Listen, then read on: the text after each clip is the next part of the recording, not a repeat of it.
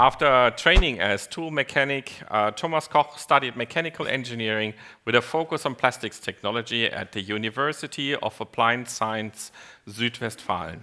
He currently works as a plastics application specialist at Kistler Instrumente and is always interested in new forward-looking technologies. And his speech will be about the controllability of plastics, recyclates, biopolymers with cavity pressure. Thank you. The stage is yours. Thank you very much. Welcome. Yeah, thank you very much for this nice introduction. I hope everybody enjoy the lunch, and I know that after the lunch is a little bit critical time because the lunch was good. Everybody is a little bit calmed down, but I hope we get the next few slides or few minutes good. So, yeah, my introduction. My name is Thomas Koch. I work at Kistler since 5 years.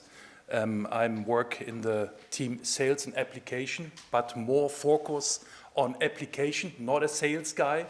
So more go details in the technical things. So my presentation today is controllability of plastics recyclates with cavity pressure. The agenda for the next few minutes or a few slides. The first point is, who is Kistler? I don't know, everybody is knowing Kistler. The second point is plastic recyclates and their problems that we have today. Then we have the third point is what the cavity pressure tell us into the injection situation. And the fourth point, for me, the important thing is what can we do to help to understand the process better, to control the process, because recyclates is not easy to handle in the production. So I have some examples. How can we, I would say, help the customer or the producer of plastic parts to get good parts with recyclates or biopolymers, for example. But come to the first point, Kistler at the glance. Who is Kistler? Kistler is a Switzerland company. The headquarters is in Switzerland, in Winterthur. We have over 60 locations worldwide, and one of them, we have 3 in Germany, and one of them is in Sindelfingen, near close to Stuttgart. And this is my headquarters where I work at Kistler. We have over 10,000 active customers who works with Kistler's stuff equipment, not only plastics. I work in the plastic department. This is a small one of Kistler, but it's very interesting. We have a lot to do in this time. We have over 2,002 people, employees worldwide at Kistler, and we have over 600 patents applied for granted. And what a big topic of us is the R&D partnerships with universities and technical colleges. That means we have one example, the Koch in Leipzig is one of them, for example, here in Germany. And also the point is, over the top is integrated AI. Integrated AI is at Kistler, for us, is it normal? We see here a nice example. This is the small box, what I tell us in the next few minutes. The Comoneo. The Comoneo is a small box with intelligent software inside to better control the injection molding process in combination with sensors. The sensors are sitting in the mold, and the producer can use it for optimize the process and control the process. In this case, we have, the problem is what the customer have today is they get an answer or they get the topic from the government. You have to use recyclates for the future. But if you use recyclates for the future, we have, for example, different temperatures, different recycles. We have a lot of things. They have bring much more trouble into the process. And with these tools, software tools, we can help the customer to control the process better and understand what is going on into the mold. Mr. Timo Günzel is calling about a few minutes or before the lunch about injection molding machines. They have a lot of homework, so that means they have a screw, they have an injection unit, they have a hopper, but the interesting point, or the important point is, when we make a setup on the machine, for example, a melt temperature, a packing pressure, a packing time, whatever, what is going on inside the cavity. We don't know it because it's a black box. We have only a steel there, but we put something in the machine and we hope we get a good part. But normal, that's not the normal. We don't know normal what is going on when we make a setup in the machine, what is going on inside the cavity.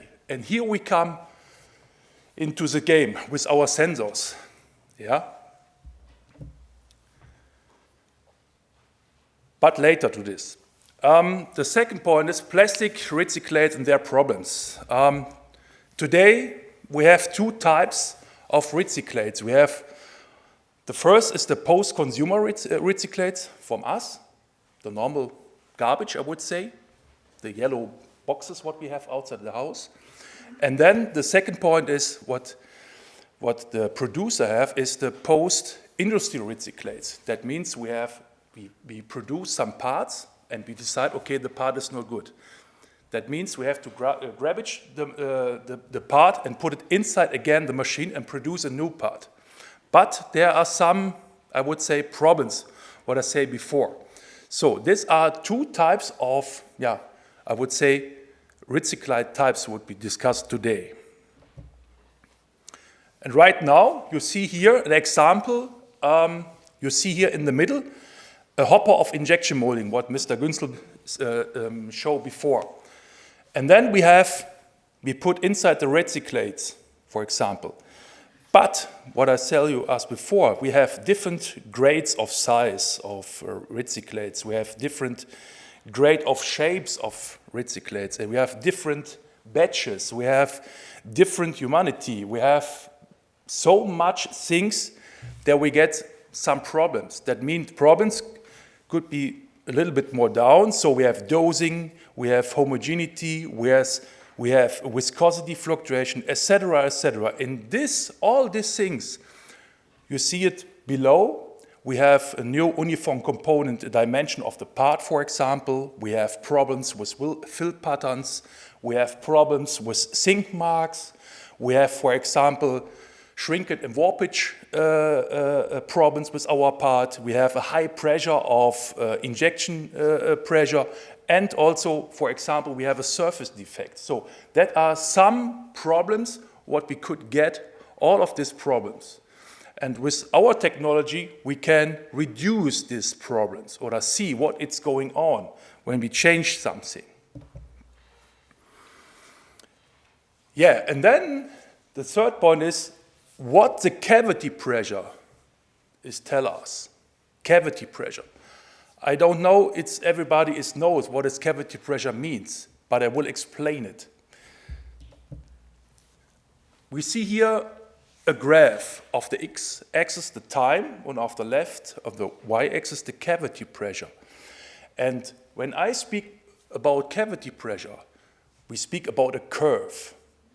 But normal is, when the customer see a curve, the customer don't know what is say as the curve, for example.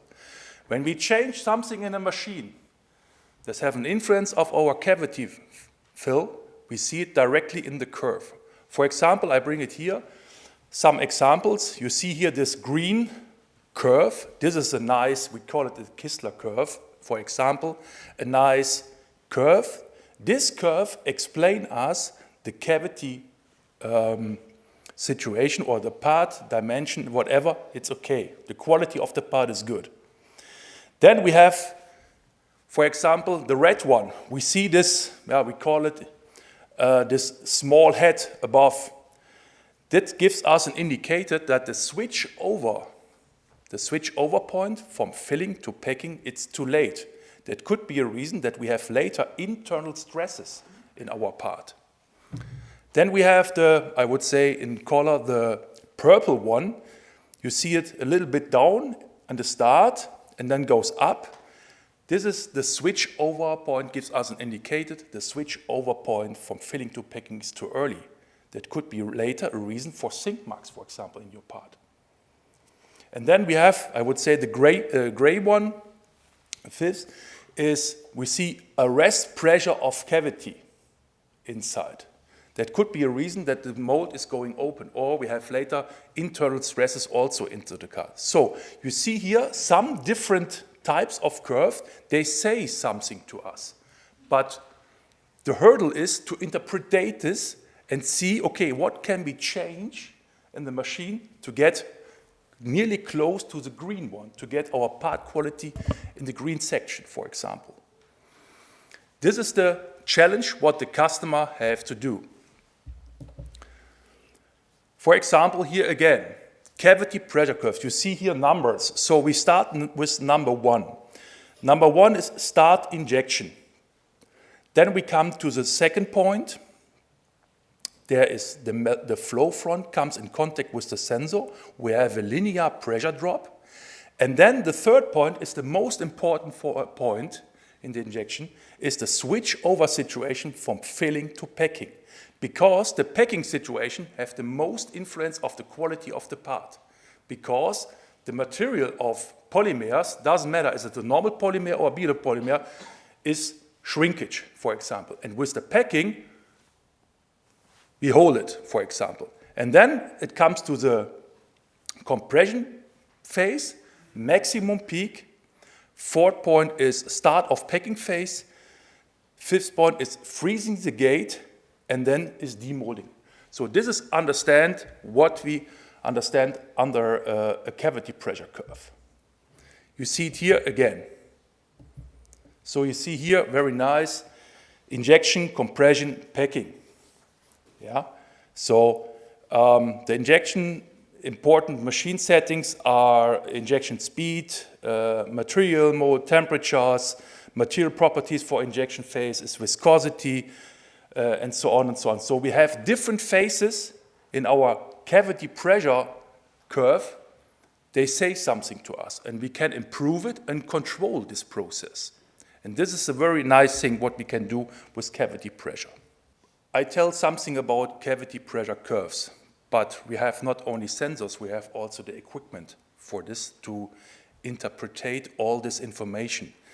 And this is the small box, what I explained before, the Comoneo box. There is a software inside, and the Comoneo have different software types, features. And I will explain it, what it does. So we have, on the right side, we call it the Comoneo features. We have 4 of them. The Comoneo Recover. Then we have the Comoneo Switch Automatic. We have the Comoneo Switch Manual.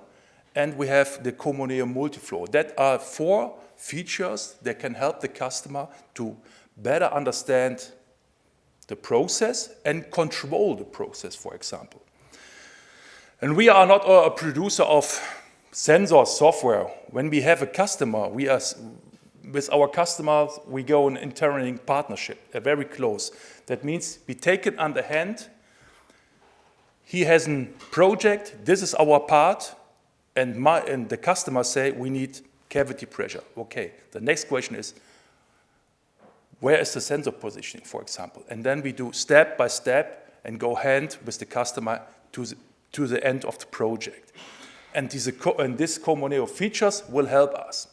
So we start with the, I would say with the Comoneo Recover.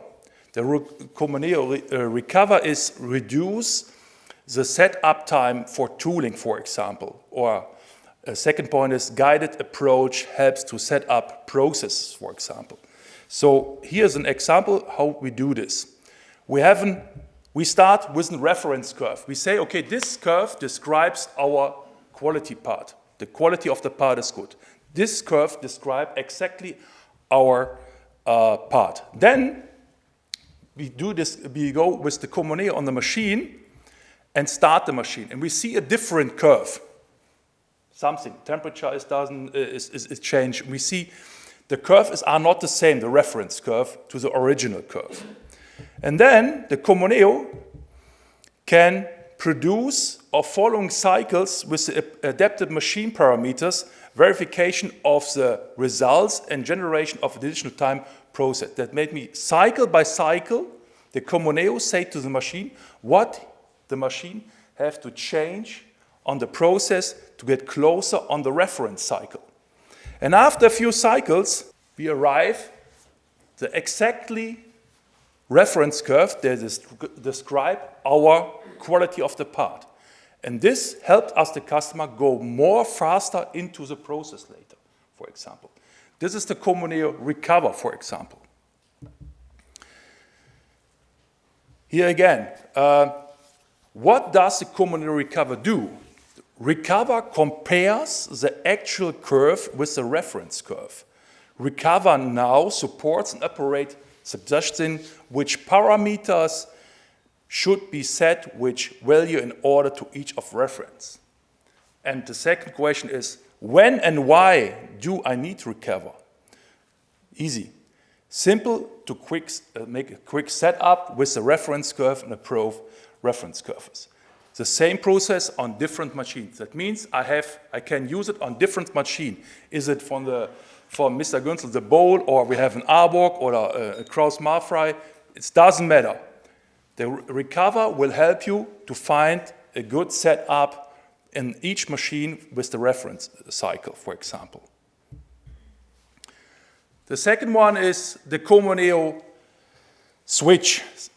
Switch is, I will explain it. It's the topic switch is find the right switch over point from filling to packing, because this is very important of the quality of the part.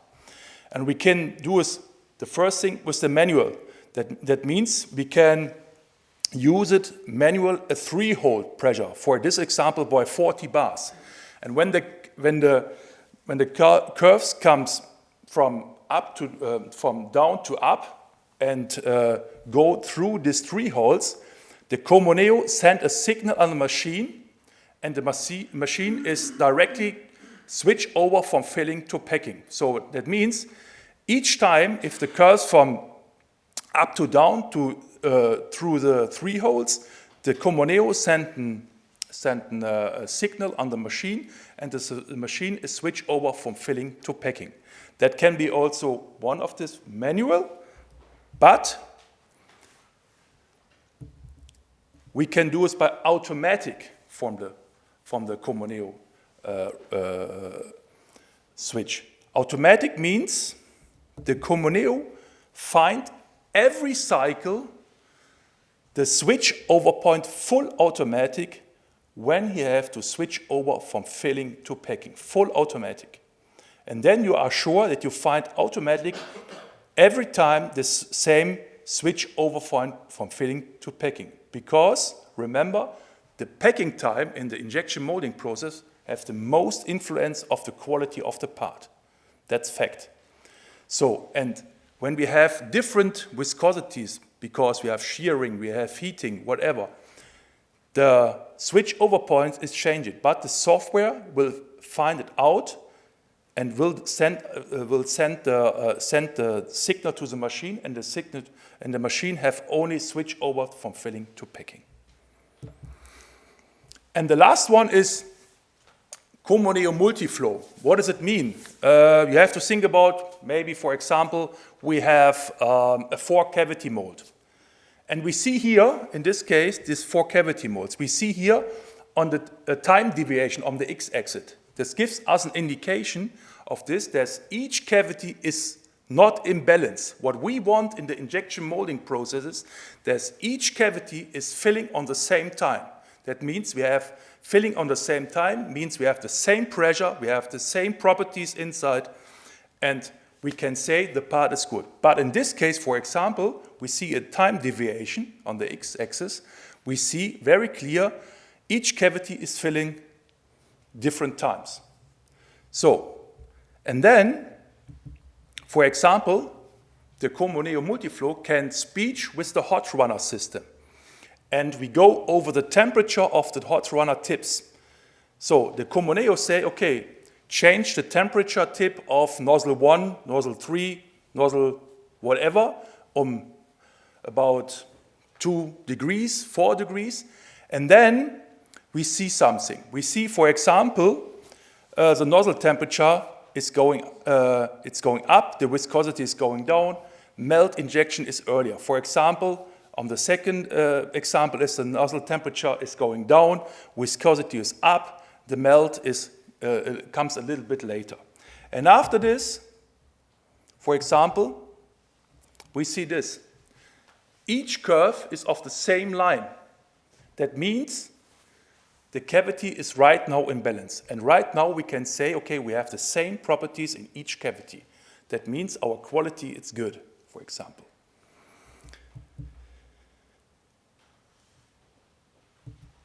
Yeah, summary. We have different waste of recyclates, post-consumer, post-industries. We have the problems for the injection molder machines, but cavity pressure can help you or can help the customer to get more control over the process, understand better the process with, I would say, we have some solutions for the customers with this four types, the Comoneo Recover, Comoneo Switch Automatic, then we have the Comoneo Switch Manual, and we have the multi-flow solutions. So we have some solutions for the customer that can help to understand the process better and control the process. Yes, that was it with my presentation. I hope I can show you some examples of this, what we can deliver on solutions for the injection molding situation with recyclates or biopolymers. I would thank you very much for your attention and yeah, enjoy the day.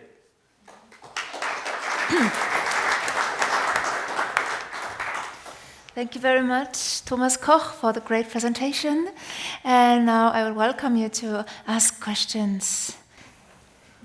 How can you help Timo Günzel? He is not in right now. He missed your presentation.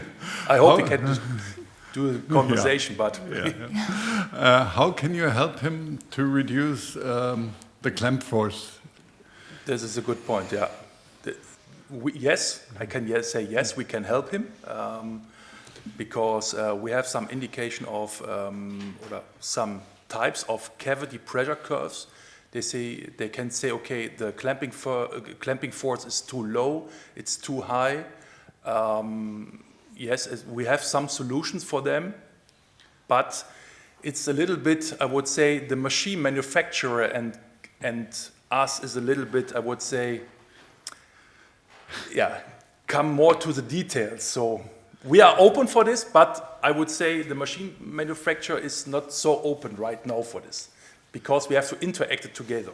I know the Kisten technology for quite a while, but how about extrusion processes? Are there also any kind of pressure sensors or help or communication boxes to improve this kind of steady processes in plastics processing? It's a good point. Extrusion. Right now, I'm on the project for this, for extrusion for blow molding, for example. Yes, it's possible. Mm-hmm. So we work on together right now with a partner on this. These are the different types of, I would say, sensors. Right now, I discuss about sensors piezoelectric for short impulse processes. In these cases, we have piezoresistive. Piezoresistive is for long-term pressures inside. So, but I can say yes, it's also possible. I have some project there, and I work together with the customer there. It's also possible. Yeah. Okay, thank you very much, Thomas Koch from Kistler. Thank you for joining us. Thank you very much. Yeah.